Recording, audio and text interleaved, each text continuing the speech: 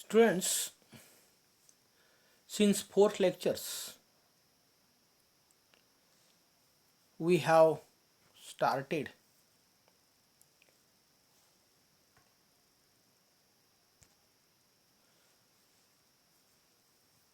phrases. At first, I have given the introduction of the phrase, then the structure of the phrase, then conventions of the phrases, and formal label and functional labels of the phrases. I have given information regarding the noun phrase and uploaded one lecture regarding the genitive phrase. Today we are going to start, or we are going to study the verb phrase. We know that the verb is important or significant parts of a speech. You know that verb is a group of words. There may be one word or there may be more than words. The verb phrase occupies very significant place in a clause. And the verb phrase has some interconnecting patterns. We know that if we think about sentence, there should be the verb.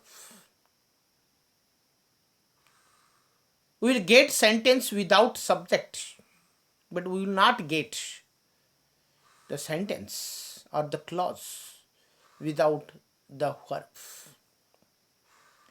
What is the structure of the verb phrase? We have studied the noun phrase, and the structure of the noun phrase I had given. Noun phrase is equal to modifier plus head word plus modifier. But the structure of the verb phrase is totally different from the other phrases. Verb phrase consists of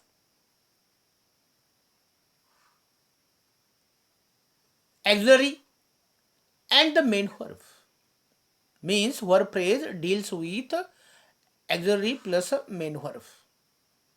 Just as noun phrase modifier plus head word plus modifier. Here this auxiliary verb is optional and main verb is essential for the verb phrase. The structure is given here as, see, verb phrase is equal to auxiliary plus auxiliary plus auxiliary plus auxiliary plus main verb.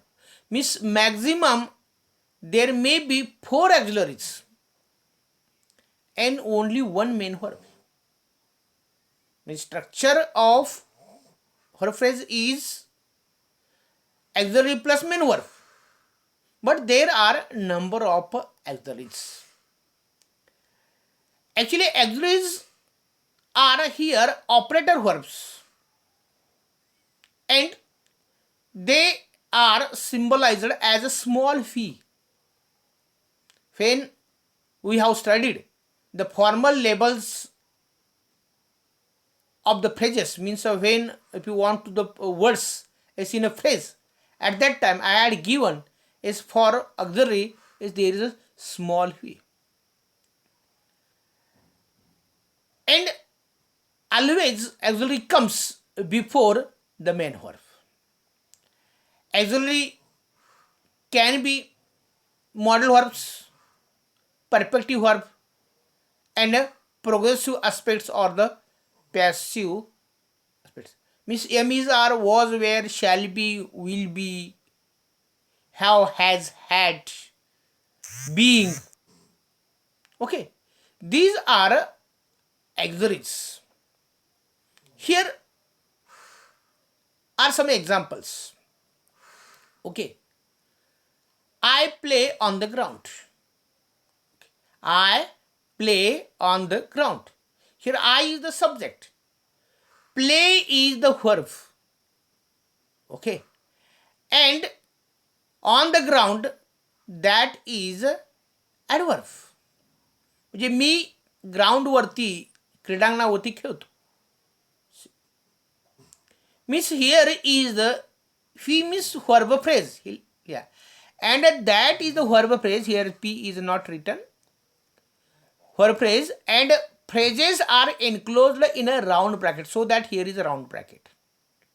Okay, see, means there is only one main verb. Second sentence, here I am playing on the ground. I am playing on the ground. Means here progressive aspect is given here. मी ग्राउंडवरती खेळत आहे. M is auxiliary and play is a main verb. Playing is the main verb. Here I am playing on the ground, and here that am playing is the phrase, and that is the enclosed in a round bracket. Okay, sentence number 3, I have been playing on the ground. The sentence perfect continuous, perfect imperfect आपण म्हणतो. I have been playing on the ground. Here I is the subject, have been playing means here is no auxiliary. Yes, here is only one auxiliary, and here are two auxiliaries and one verb. But this verb playing means play verb plus ing. See here the label is given verb plus ing, but that is the playing is the important verb, so that it is a main verb. And have and been, these are two auxiliaries, and these are optional elements. Okay, they are given for the structure of the sentence. Okay, means there are two auxiliaries and one main verb. Then see sentence number 4, I might have been playing on the ground. See, means there are, see, this is one is auxiliary, this one is auxiliary, this one is also auxiliary, but 3 auxiliaries. Okay, and one main verb. I might have, means these are small v's are written here because these are auxiliaries, so that they are written. Okay, and playing is a play is a verb and ing, so that phi ing, that verb is phi ing, that here is a phi ing, here is a phi ing, this one only phi, this is the phi o, means original verb. There are no phi o and phi s. Phi o means verb original, and phi s, so I will give then examples about that. Phi s means verb which takes suffix s like yes or the es. Sentence number 5, a book might have been written by her. See, means 1, 2, 3 and 4. There are 4 auxiliaries and only one main verb, that is written, means write, wrote, written. This is the third participle of the verb, that is त्याला आपण क्रियापदाचं तिसरं रूप म्हणतो आणि म्हणून त्याला fee ईएन म्हटलेलं आहे. बरोबर आहे. A book might have written, sorry being written by her. Means how the verb phrase is made. What is structure of the verb phrase? The structure of the verb phrase is here auxiliary plus auxiliary plus auxiliary plus auxiliary plus a main verb. Means there may be more than one auxiliaries, but there is only one main verb. Means there can be more than one, means maximum 4 auxiliaries, and they come before the main verb. Okay, then see here verb phrase. Okay, this one the auxiliary is, there is a main verb. Okay, means tense, modulative, perfective, progressive आणि passive, म्हणजे ही क्रियापदाची जी रूपं आहे ते त्या ठिकाणी. Tense म्हणजे मुख्य ओनली वन वर्ब, नंतर त्या ठिकाणी टू बीची रूपं घालून दिलेली आहे. मॉडेल वर्ब जो असतात, I can swim for example, I can swim, I can write. Okay, I is the subject, can is the modal auxiliary and write is the main verb. Okay, आता या ठिकाणी for example there are, just as we have studied formal labels and functional labels for the noun phrase and the other phrases, just as for better understanding for the verb phrase, it is essential to study or think about the symbols and the examples, means class of verb, symbol for that and examples of them. Is see carefully and listen carefully also. See full verb present tense म्हणजे क्रियापदा, वर्तमान क्रियापदामधील जे काही क्रियापद आहे. For example I say, I go, I ask, it's there are no any affixes, म्हणजे याला कोणता प्रत्यय आहे का नाही. जसं he says, he goes, she asks आपण म्हणतो, तर आपण काय म्हणतो V O means verb original. There is no any affix or suffix like es और इयस. आपल्याला माहीत आहे की क्रियापदाला येस किंवा येस प्रत्यय कधी लागतो, जर कर्ता हा तृतीय पुरुषनी एकवचनी असेल तर हा प्रत्यय लागत असतो. Full verb present tense third person. See actually full verb present tense third person, fs, see here, fs means verb plus yes plus v plus yes and v plus es. म्हणजे हे v means verb that is a say and yes means प्रत्यय म्हणतो. yes means es or yes. म्हणजे she sings. Okay, he goes, she asks, means म्हणून या ठिकाणी present tense third person हे लिहा. आणि हे प्रेझेंट टेन्स म्हणजे कुठल्याही क्रियापद, परंतु if the subject is a third person at that time verb takes suffix like es or here ies. Full verb past tense. समजा क्रियापद हे भूतकाळात असेल. For example said, said means what, say plus ED म्हणजे V plus ED.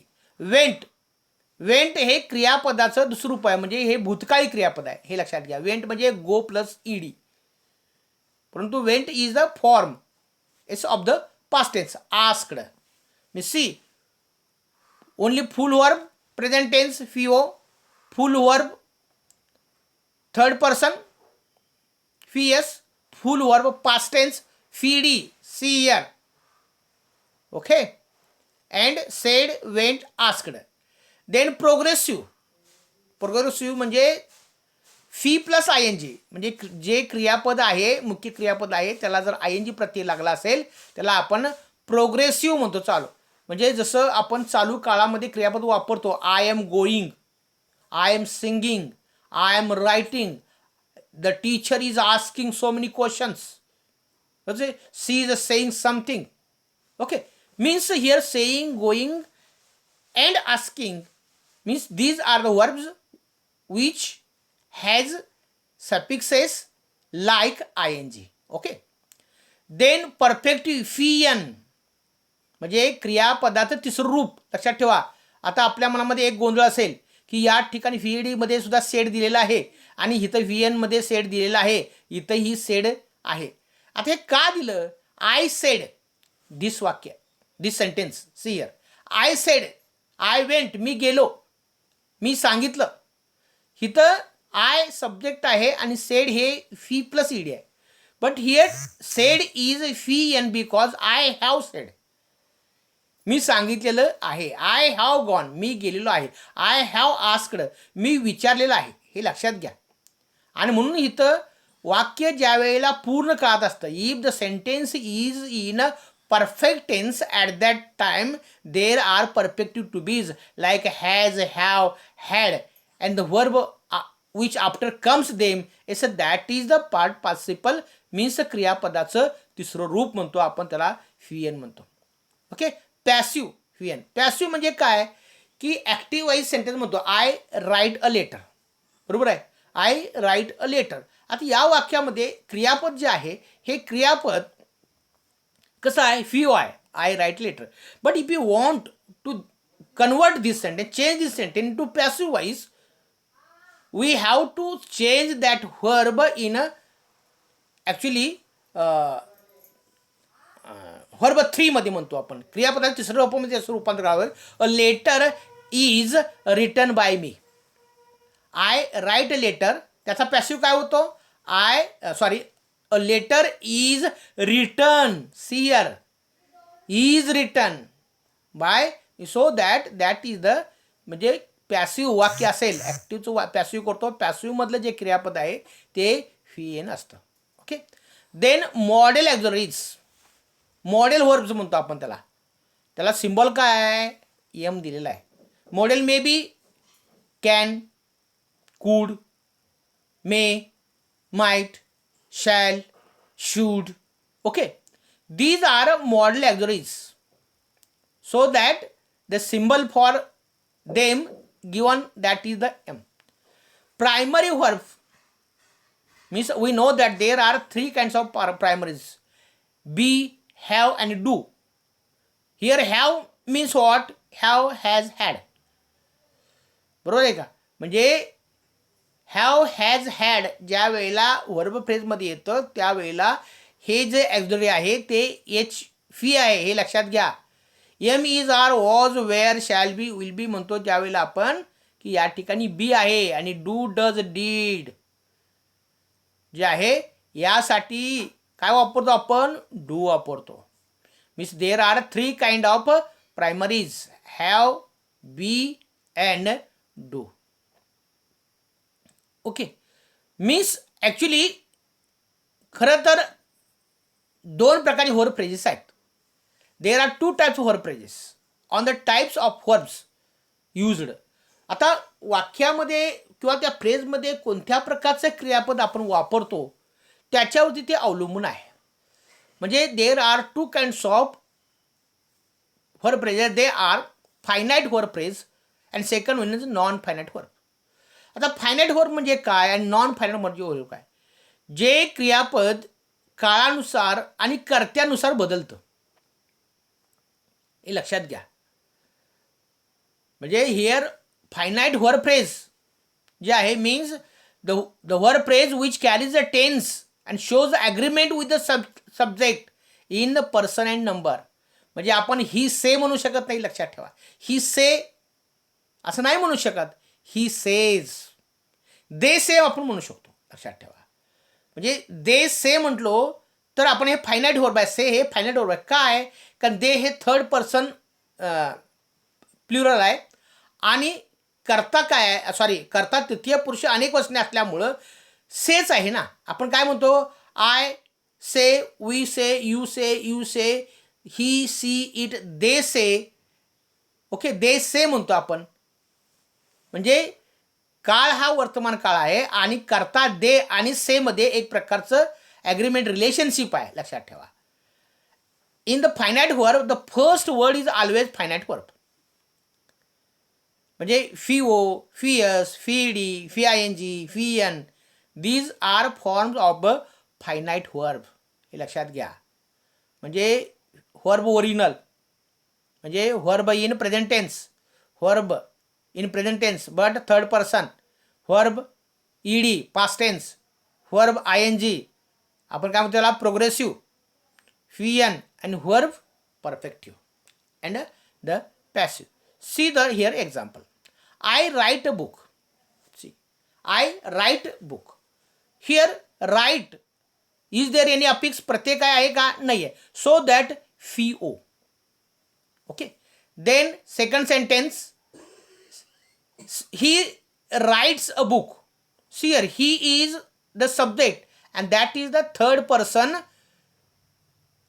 singular, so that if the subject is third person and tense is the present, at that time verb takes yes or es, so that fees. Okay. Then या ठिकाणी गो क्रियापद असतं तर he goes म्हटलं असतं आपण. Yes, he goes to school. Then she wrote a novel. She wrote. आता wrote म्हणजे काय, हे राईटचा भूतकाळ आहे रोट, लक्षात ठेवा. म्हणजे इथे ED indicate the past tense. Okay. हा प्रत्यय जो आहे हा ईडी तो काय करतो, व्हर्ब प्लस ईडी म्हणजे काय, that verb is in a past tense. They were writing the letters. They were. आता या ठिकाणी दे हा करता जो आहे हा कसा आहे, प्युरल आहे आणि पास्ट टेन्स आहे. ही वॉज म्हणतो, he was a writing letters. करता काय, तृतीय पुरुषी अनेक वचने आहे म्हणून वेर वापरतो. आणि रायटिंग हे कसं आहे, हे प्रोग्रेसिव्ह आहे, V plus I N G आहे आणि हे ॲक्झिलरी आहे. Then we have written the papers. मी पेपर्स लिहिलेले आहेत. हॅव हे कसं, आता वेर हे खरं तर बी फॉर्म आहे, एम इज आर वॉज वेअरमधला फॉर्म आहे, ॲक्झिलरी ते बी आहे. आणि या ठिकाणी हॅव जे आहे याला सिम्बल काय आहे, एच फी आहे, पण हे ॲक्झिलरी आहे, लक्षात घ्या. ओके. आणि व्ही एन. आता हे वाक्य कशामध्ये आहे, हे वाक्य पूर्ण वर्तमान काळात आहे. आणि so that here write wrote written क्रियापदाचं तिसरं रूप आहे म्हणून व्ही एन आहे. Okay. Means we can here notice that finite verb phrases carry the tense and agree with the subject. Subject म्हणजे करता इन पर्सन, म्हणजे वाक्यातला करता काय आहे, त्याचं पर्सन काय आहे, त्याचा नंबर काय आहे त्याच्यावर. Okay. Then here non finite verbs. आता नॉन फायनाईट व्हर्ब सुद्धा 3 प्रकारचे आहेत. एक फी आय आहे, एक फी आय एन जी आहे आणि एक फी ई एन आहे. These are non forms of non finite verbs. आता या ठिकाणी to save electricity.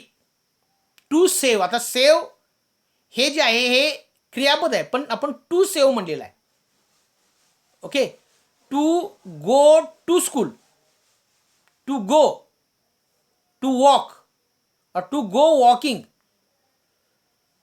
Okay. Is very important thing. म्हणजे या ठिकाणी हे क्रियापद आहे, पण त्या क्रियापदाच्या समोर काय टू आहे आणि ते इन्फिनिटिव्ह आहे आणि मग त्यासाठी इन्फिनिटली आय वापरलेला आहे. Okay. Did you understand. Fee save हे व्ही आहे, मुख्य वर्ब आहे, लक्षात ठेवा. म्हणून हे काय लिहिलं आहे, हा थोडासा मोठा व्ही लिहिलं आहे, कॅपिटल व्ही आहे या ठिकाणी, स्मॉल व्ही नाही आहे. ओके. आणि या ठिकाणी आय जे आहे हे सिम्बल आहे, I for infinitive, infinitive to म्हणतो आपण. Saving electricity is very necessary. आता सेविंग हे काय आहे, हे क्रियापद आहे आणि हे प्रोग्रेसिव्ह दिसतं आपला, म्हणजे save plus I N G आहे, बरोबर. क्रियापदाला आय एन जी प्रत्यय आहे. Having cup of tea, have plus I N G, having cup of tea I went to school. म्हणजे या वाक्यातलं हॅविंग जे आहे हे क्रियापदच आहे, परंतु त्या क्रियापदाला आय एन जी प्रत्यय आहे. Spoken nicely, he moved to public. Speak, spoke, spoken. लक्षात आलं तुम्हाला. म्हणजे हे क्रियापदाचं तिसरं रूप आहे. ही वर्ब फ्रेजच आहे, पण form of the verb V N. Okay. म्हणजे या ठिकाणी तुम्हाला टाईप्स ऑफ द वर्ब फ्रेजमध्ये फायनाईट व्हर्ब्स फ्रेज आणि non finite verb phrase.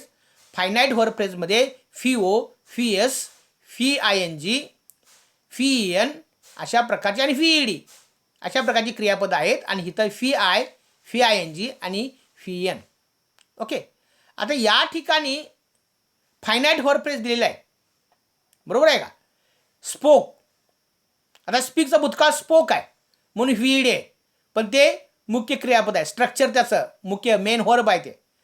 Speaking म्हणजे हे फायनाईट व्हर्ब आहे, स्पीक, स्पोक, बरोबर आहे. म्हणजे हे क्रियापद भूतकाळात घ्यायचं म्हटलं तर स्पोक करावं लागतं, वर्तमान काळात घ्यायचं म्हणले तर स्पीक करावं लागेल, भविष्यकाळात घ्यायला लागलं तर विल स्पीक करावं लागेल. ओके. स्पीकिंग, स्पीकिंग या ठिकाणी हे क्रियापदच आहे, लक्षात ठेवा, पण याला आय एन जी प्रत्यय आहे. हे नॉन फायनाईट आहे, लक्षात ठेवा. आय स्पीकिंग म्हणतो का आपण? नाही आहे.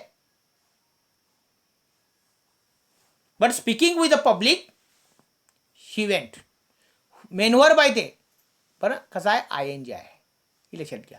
विल स्पीक ॲक्झिलरी आहे, विल मॉडेल वर्ब आहे. ओके. आणि या ठिकाणी ते मेन वर्ब आहे.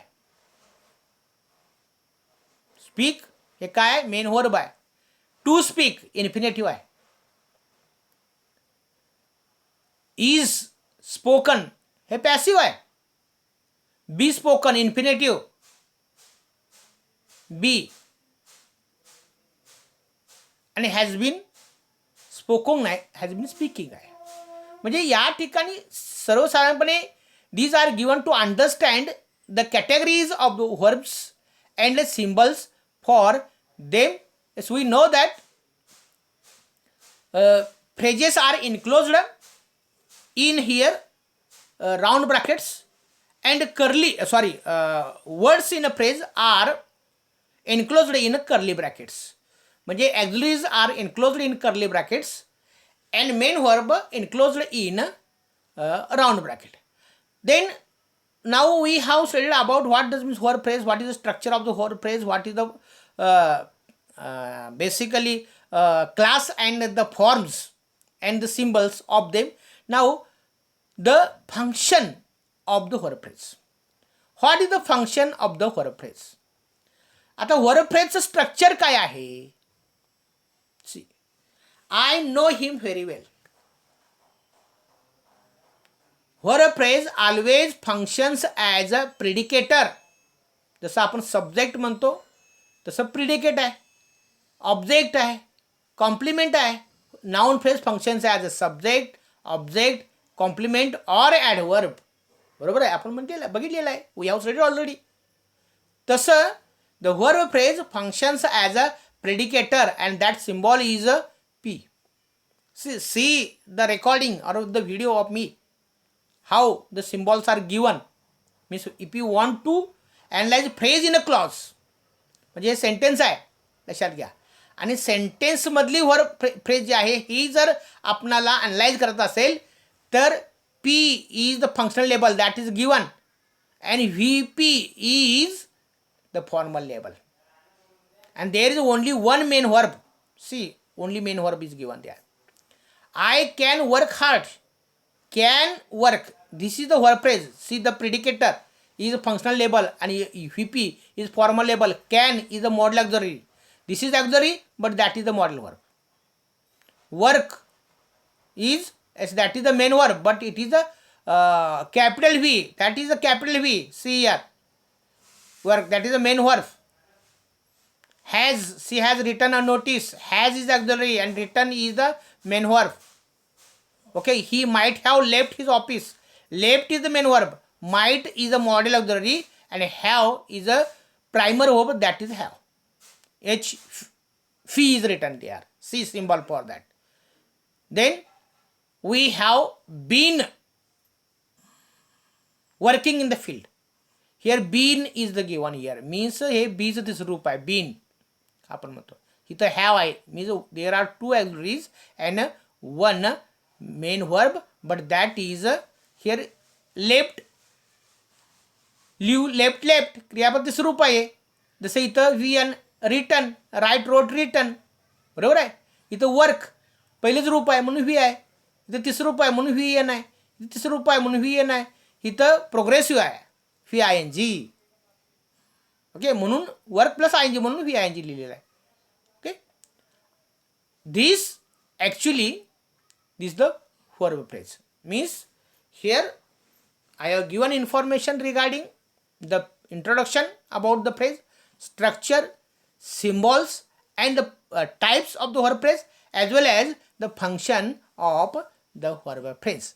Okay, if we have the problems, is we can discuss with me. Thank you very much.